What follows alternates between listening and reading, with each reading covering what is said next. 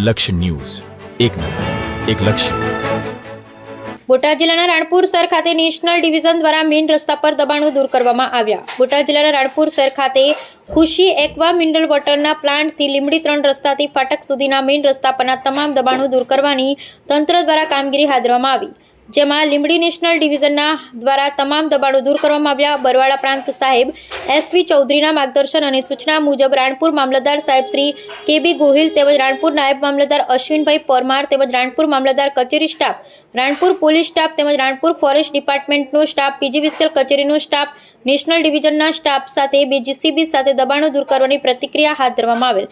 રાણપુર લીંબડી 3 રસ્તા પરના દબાણોના કારણે વર્ષોથી ચાલતી ટ્રાફિક સમસ્યા માથાના દુખાવા સમાન હોય છે, જે આજરોજ દબાણ દૂર થતાં લોકોમાં ખુશીનો માહોલ જોવા મળ્યો હતો અને દબાણ દૂર થતાં ટ્રાફિકની સમસ્યા પણ દૂર થઈ જશે, જેવું લીંબડી નેશનલ ડિવિઝનના ઓફિસર દ્વારા જણાવવામાં આવેલ.